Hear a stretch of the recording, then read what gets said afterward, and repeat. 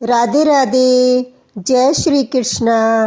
कान्हा जी की कृपा आप सब पर बनी रहे। आपका दिन शुभ और मंगलमय हो। आज बुधवार के दिन हम सुनते हैं गणेश जी की कहानियाँ। आइए सबसे पहले गणेश भगवान और तुलसी जी की कहानी सुनते हैं। एक बार देवी तुलसी विवाह हेतु वर ढूंढने के लिए तीर्थ यात्रा पर निकली थी और ढूंढते ढूंढते वह गंगा किनारे पहुंच गई। उस समय गणेश भगवान गंगा किनारे तप कर रहे थे। उन्हें देखते ही देवी तुलसी उन पर मोहित हो गई और उनके मन में गणेश भगवान से विवाह करने की इच्छा उत्पन्न हुई। फिर देवी तुलसी ने गणेश जी के पास जाकर उनका ध्यान भंग कर दिया। आंखें खुलने के बाद गणेश भगवान के सामने देवी तुलसी खड़ी थी, लेकिन सामने एक स्त्री है, इसलिए उन्होंने अपने क्रोध को नियंत्रण में रखकर गणेश भगवान ने पूछा, आप कौन हैं देवी, और मेरा ध्यान भंग करने का क्या कारण है? तो देवी तुलसी ने अपने परिचय के साथ गणेश भगवान के साथ विवाह करने की बात कर ली। उत्तर में गणेश भगवान जी बोले, देवी मैं ब्रह्मचारी हूँ, इस वजह से मैं विवाह नहीं कर सकता। अपने विवाह प्रस्ताव के लिए ना सुनने के बाद देवी तुलसी क्रोधित हो गई और उन्होंने गणेश जी को श्राप दे दिया कि आपका ब्रह्मचर्य टूटेगा और उनके 2 विवाह होंगे। इस बात पर गणेश भगवान क्रोधित हो उठे, क्योंकि वह स्त्री है, इसलिए ध्यान भंग करने पर भी गणेश जी ने कुछ नहीं कहा। इतनी विनम्रता से बात करने पर भी उन्हें श्राप दिया गया। फिर गणेश जी ने भी तुलसी को श्राप दे दिया कि तुम्हारा विवाह शंखचूड़ नाम के असुर के साथ होगा। एक देवी होकर भी उसका विवाह एक राक्षस से होगा। यह जानकर देवी तुलसी विचलित हो गई और विनायक जी से इस कठोर श्राप से मुक्ति दिलाने की क्षमा याचना करने लगी। फिर गणेश जी को तुलसी देवी पर दया आ गई। वे बोले कि मेरा श्राप तो बदल नहीं सकता, वह तो होकर ही रहेगा, लेकिन अगले जन्म में तुम एक पेड़ बनोगी और भगवान महाविष्णु जी को अत्यंत प्रिय होगी और उनकी पूजा में भी तुम्हारा एक महत्वपूर्ण स्थान होगा और कलयुग में तुम मोक्ष का मार्ग दिखाओगी। लेकिन तुमने मेरा तप भंग किया है और मुझे ब्रह्मचारी होकर भी 2 विवाह का श्राप भी दे दिया, इसलिए मेरी किसी भी प्रकार की पूजा में तुम सम्मिलित नहीं होगी। इस प्रकार देवी तुलसी गणेश पूजा में निषिद्ध मानी गई है। प्रेम से बोलिए गणेश भगवान की जय। आइए अब सुनते हैं गणेश जी के विवाह की कथा। भगवान गणेश का मुख हाथी का है और एक दांत भी टूटा हुआ है। इन्हीं 2 कारणों की वजह से उनका विवाह नहीं हो पा रहा था। इस बात से गणेश जी महाराज अक्सर नाराज रहा करते थे। एक दिन एक देवता के आग्रह पर विनायक जी उनके विवाह में अपनी उपस्थिति दर्शाने गए। विवाह स्थल पर पहुंचने के बाद कुछ देवताओं ने मिलकर गणेश भगवान का समय पर विवाह न होने के कारण उपहास किया, जिससे गणेश जी बहुत अधिक नाराज हो गए। उस दिन उन्होंने ठान लिया कि जब तक मेरा विवाह नहीं होगा तब तक मैं किसी भी देवता का विवाह नहीं होने दूंगा। गणेश भगवान के पास विवाह और अन्य संदेश लाने का काम उनके प्रिय वाहक मूषकराज करते थे। अब मूषकराज जब भी किसी देवता के विवाह का समाचार लाते, तब गणेश जी उन्हें आदेश देते और मूषकराज अपनी सेना के साथ जाकर उस विवाह के मंडप को गिराकर तहस नहस कर देते और बरातियों को भी भगा देते। इस तरह गणेश जी और मूषकराज को मिली भगत की वजह से किसी भी देवता का विवाह नहीं हो पा रहा था। गणपति जी के व्यवहार से तंग आकर सभी देवी देवता भगवान शिव और माता पार्वती जी के पास गए और इस समस्या का समाधान मांगने लगे। भगवान शिव और माता पार्वती ने कहा, इसका हल तो आपको केवल ब्रह्मदेव जी के पास ही मिल सकता है। कृपा करके उस ब्रह्मलोक को जाएं। तब माता पार्वती और महादेव जी को प्रणाम करके सभी देवी देवता ब्रह्मा जी के पास गए और देवताओं की समस्या को ठीक से सुनने के बाद ब्रह्मा जी ने अपनी योग शक्ति से 2 कन्याओं का निर्माण किया। कन्याओं का नाम रिद्धि और सिद्धि। वह दोनों ब्रह्मा जी की मानस पुत्रियां थी। उन्हें लेकर ब्रह्मा जी गणेश महाराज के पास गए और उसने अपनी पुत्रियों को ज्ञान एवं शिक्षा प्रदान करने का निवेदन करने लगे। ब्रह्मा जी का मान रखने के लिए एक दंत भगवान ने रिद्धि और सिद्धि को शिक्षा देना आरंभ किया। फिर उस दिन के बाद से जब भी मूषकराज किसी विवाह की खबर लेकर आते हैं, उस वक्त रिद्धि और सिद्धि गणेश जी को अपनी बातों में उलझा कर रखती थी। इस तरह गणेश जी का ध्यान किसी और विषय पर रहता और दूसरी तरफ देवताओं का विवाह संपन्न हो जाता। एक दिन बुद्धि के देवता भगवान गणेश जी को यह बात समझ आ गई, लेकिन उनके क्रोध में आने से पहले ही ब्रह्मदेव अपनी दोनों पुत्रियों के साथ वहां पर प्रकट हो गए। रिद्धि और सिद्धि को सामने देखते ही गणेश जी का क्रोध बढ़ने लगा, किंतु विनायक जी के मुख से कोई भी शब्द निकलने से पहले ही भगवान ब्रह्मदेव ने कहा कि गणेश जी, आपने स्वयं ही मेरी पुत्रियों को शिक्षा दी है और अब मुझे इन दोनों की विवाह योग्य कोई वर नहीं मिल रहा है। मेरी आपसे विनती है कि आप ही रिद्धि और सिद्धि से विवाह करके मुझे धन्य कीजिए। परमपिता ब्रह्मदेव जी की शांत वाणी को सुनकर गणेश जी का क्रोध शांत हो गया और वे उस विवाह प्रस्ताव के लिए हंसी खुशी राजी हो गए। विवाह के बाद अपनी दोनों पत्नियों से उन्हें 2 पुत्र प्राप्त हुए, जिनका नाम रखा गया शुभ और लाभ। तो प्रेम से बोलिए भगवान गणेश की जय। आइए अब सुनते हैं गणेश जी की पूजा पाठ में सुनी जाने वाली पौराणिक कथा। एक गांव में एक सेठ और सेठानी रहते थे। वे बहुत ही धार्मिक प्रवृत्ति के थे और वे गणेश जी के अनन्य भक्त थे। वे दोनों बिना चूके हर बुधवार को गणेश जी का व्रत रखते और शाम को ब्राह्मणों को भोजन कराने के बाद अपना व्रत खोलते थे। सेठ जी का काफी बड़ा परिवार था। वे सब आपस में बड़े प्यार और भाईचारे से रहते थे, लेकिन सेठानी और सेठ को कोई संतान नहीं थी।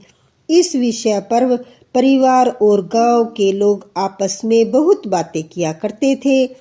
सभी लोग सेठानी को बांझ बुलाते थे। ये सभी बातें सुनकर सेठ और सेठानी बहुत दुखी रहते थे। एक बुधवार के दिन सेठ और सेठानी भगवान गणेश जी की पूजा संपन्न करा के मंदिर से बाहर आ रहे थे। तभी उन्हें सीढ़ियों पर एक छोटा सा बच्चा अकेले बैठा हुआ दिखाई दिया। बालक को देखते ही दोनों उसके पास गए और पूछा कि तुम्हारे माता पिता कहाँ हैं? लेकिन बच्चे ने अभी तक ठीक से बोलना ही नहीं सीखा था, इसलिए वह बोल ही नहीं पाया। पर दोनों सेठ और सेठानी बच्चे के पास शाम तक बैठे रहे। तब तक पंडित जी और सेठ जी और उनके नौकरों ने आसपास जाकर बच्चे के माता पिता को खोजने की कोशिश की, लेकिन उन्हें बच्चे के माता पिता या कोई नहीं मिला और बच्चे के खोने की खबर भी ना किसी को मिली। फिर पंडित जी ने सेठ और सेठानी को वह बच्चा अपने घर ले जाने के लिए कह दिया। साथ में यह भी कहा कि अगर बच्चे के माता पिता यहाँ पर आते हैं तो मैं स्वयं उन्हें आपके पास ले आऊंगा। तब सेठ और सेठानी की खुशी का ठिकाना न रहा। वे दोनों खुशी खुशी उस नन्हे बालक को अपने साथ घर लेकर आ गए। सेठानी ने बच्चे का नाम अपने आराध्य भगवान श्री गणेश जी के नाम पर गणेश रख दिया और बड़े ही प्यार और दुलार से उसका पालन पोषण करने लगे। कुछ दिनों के बाद उसी गांव में एक ठग पति पत्नी आ गए। उनका इरादा गांव के सबसे और अमीर आदमी को ठगने का था। वे दोनों ठग गणेश मंदिर की सीढ़ियों पर बैठकर सोच विचार कर रहे थे। तभी वहां पर पंडित जी आ गए और गांव में अनजान लोगों को देखते ही उसने पूछा कि क्या आपका बच्चा खो गया है? दोनों चोरी चकारी के लिए बहाना ढूंढ रहे थे, इसलिए उन दोनों ने तुरंत ही हाँ कर दिया। तब पंडित जी ने कहा कि चिंता की कोई बात नहीं है, आपका बच्चा एक सेठ जी के घर पर पल रहा है। पंडित जी उन दोनों को सेठ जी के घर पर ले गए। गणेश जी के माता पिता आ गए हैं यह खबर सुनकर सेठ और सेठानी बहुत दुखी हुए। सेठ जी ने उन दोनों पति और पत्नी को एक रात के लिए अपने अतिथि गृह में ठहराया। अब वह दोनों ठग सिर्फ मौके की तलाश में थे। उसी रात सभी लोग सो जाने के बाद वे ठग एक एक करके सभी कमरों की तलाशी लेने लगे। फिर वे दोनों तिजोरी वाले कमरे में पहुंच गए। छानबीन के वक्त होने वाली छोटी मोटी आवाजों से सेठ जी का एक नौकर जाग गया और आवाज की दिशा में तिजोरी वाले कमरे के नजदीक आ गया। उसके चुपके से अंदर झांक कर देखा तो दोनों ही मेहमान कीमती सामान चुरा रहे थे। नौकर ने यह देखते ही धीरे से उस कमरे की बाहर की कुंडी लगा दी और चोर चोर बोलकर पूरे घर में हल्ला मचा दिया। शोरगुल की आवाज सुनते ही घर के सभी लोग इकट्ठा हो गए। तब सेठ जी ने उन दोनों चोर पति पत्नी को कमरे से बाहर निकाला और सुबह ही पंचायत में हाजिर कर दिया। सेठ जी ने सरपंच जी को पूरा मामला बताया और कहा कि यह दोनों तो चोर हैं, अब हम पुत्र गणेश को इन दोनों को नहीं देंगे। लेकिन वे दोनों ठग पति पत्नी अपनी जिद पर अड़ गए और बच्चे को ले जाने की जिद करने लगे। सरपंच जी ने इस गंभीर समस्या का एक तोड़ निकाला।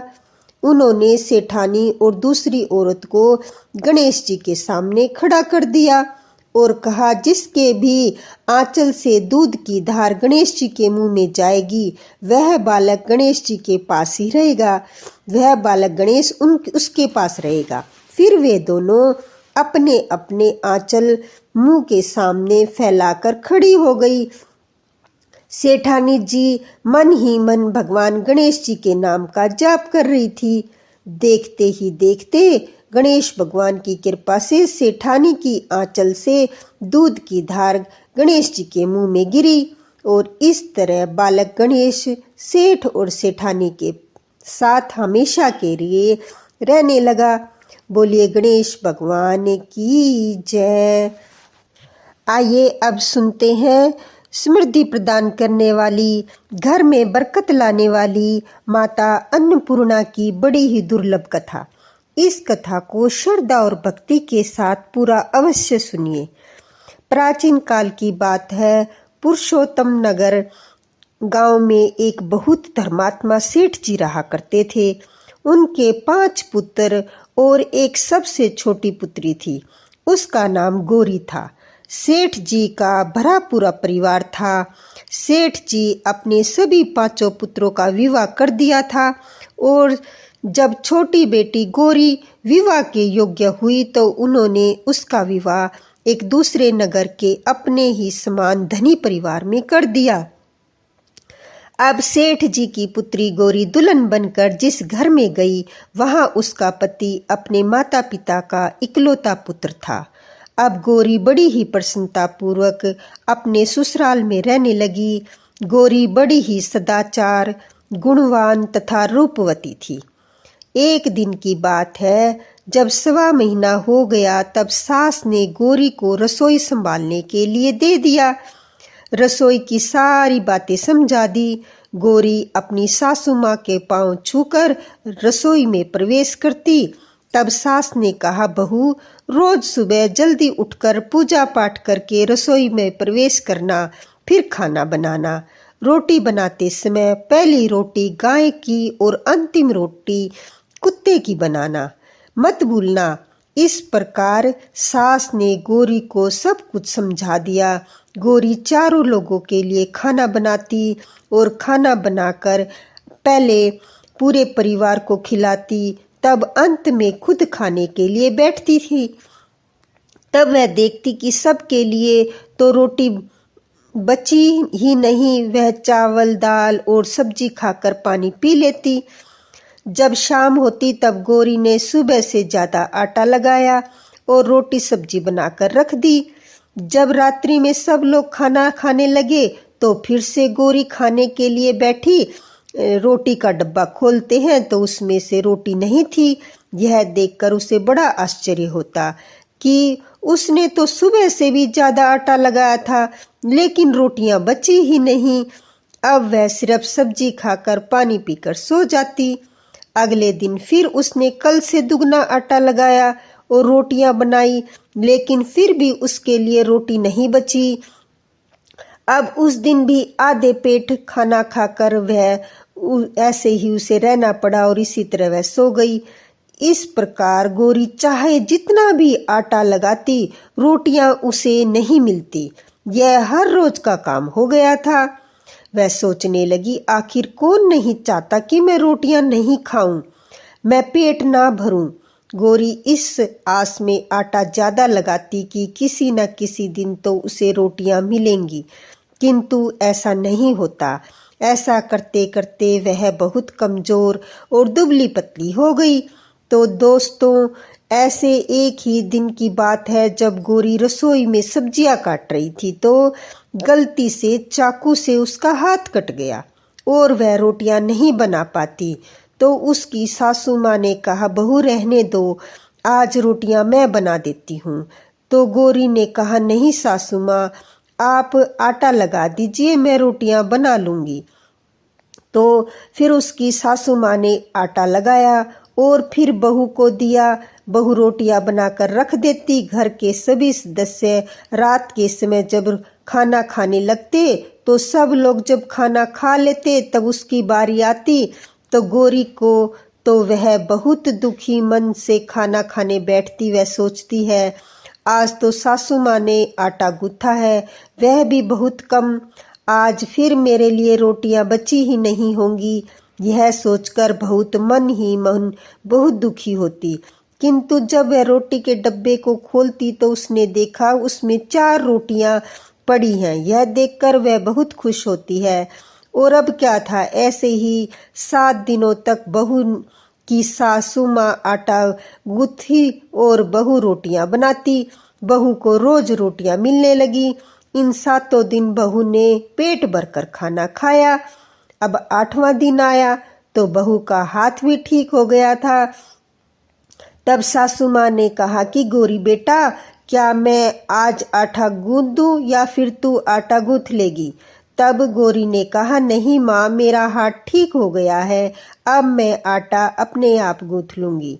उस दिन गोरी ने आटा लगाया और रोटियां बनाई, सबको प्रेम से खाना खिलाया।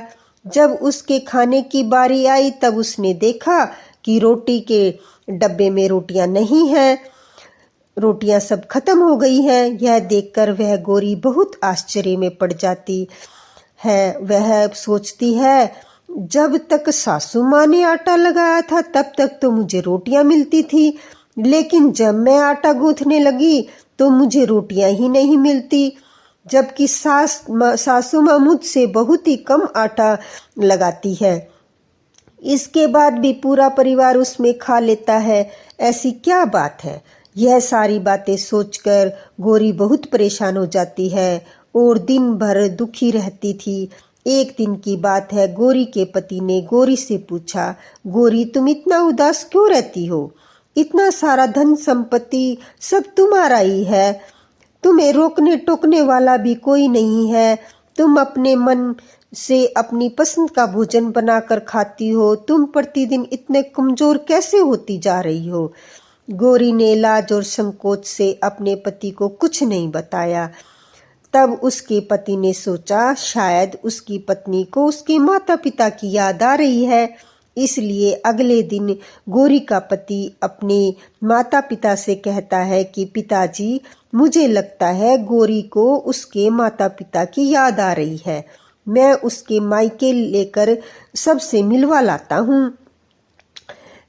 अपने बेटे की बात सुनकर गौरी के सास ससुर तैयार हो जाते हैं और उसे जाने की अनुमति दे देते हैं और कहते हैं, बेटा, यदि तू बहू को अपने उसके माता पिता से मिलाकर प्रसन्नता होती है तो तू अवश्य ले जा। तब उसे उसके मायके ले जाओ। अब गौरी का पति अपनी पत्नी को लेकर उसके मायके जाता है। दामाद और बेटी को देखकर उनका मन बहुत खुश होता है और तरह तरह के व्यंजन बनाए जाते हैं, उन्हें खिलाए जाते हैं, बहुत सेवा सत्कार होता है।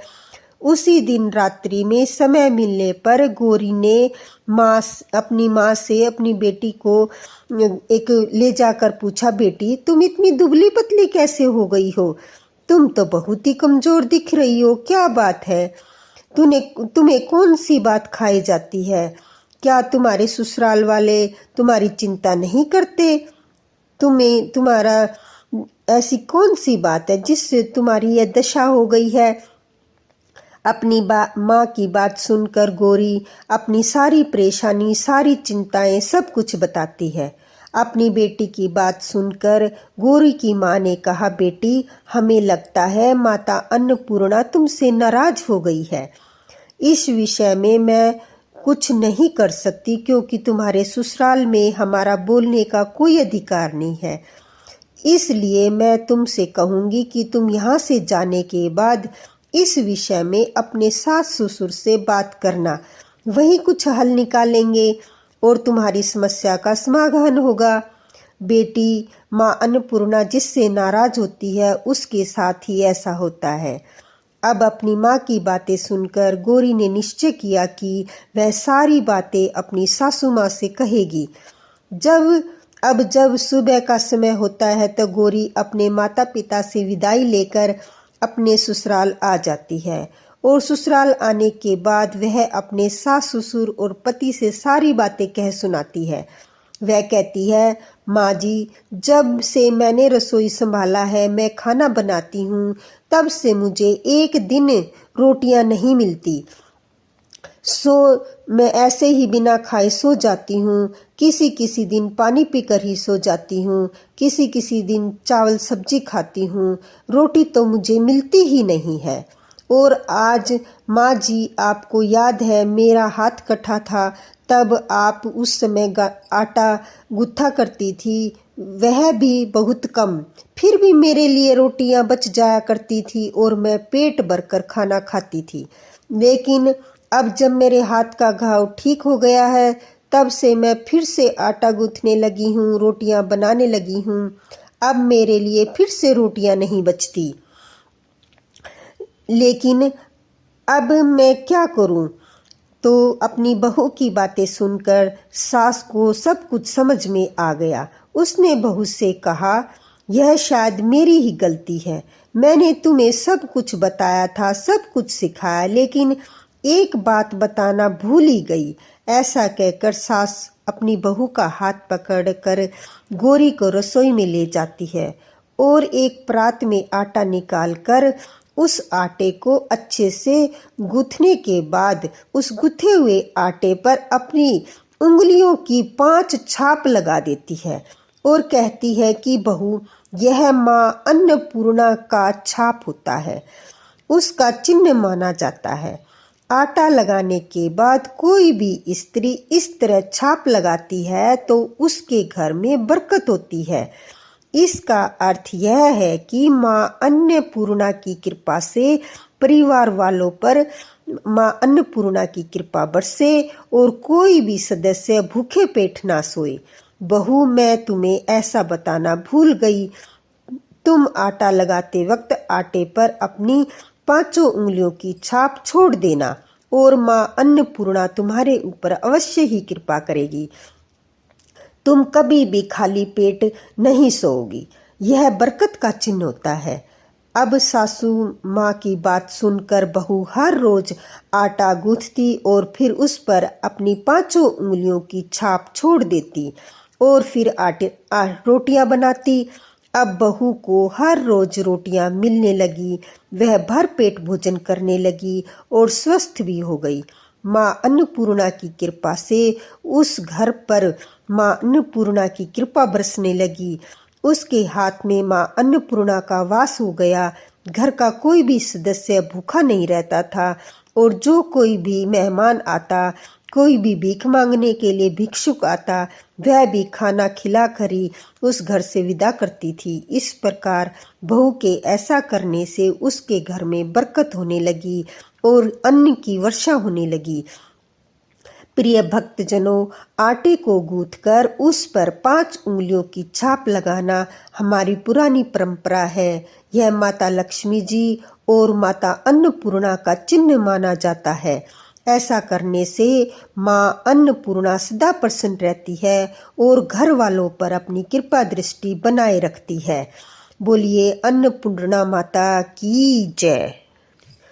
श्री गणेश भगवान की जय। आज की कथाएं अगर आपको पसंद आती हैं तो हमारे चैनल को सब्सक्राइब करके बेल आइकन जरूर प्रेस करिएगा और वीडियो को लाइक कीजिएगा। कमेंट में भगवान गणेश और माता अन्नपूर्णा की जय जरूर लिखिएगा। गणेश भगवान की जय, माता अन्नपूर्णा की जय।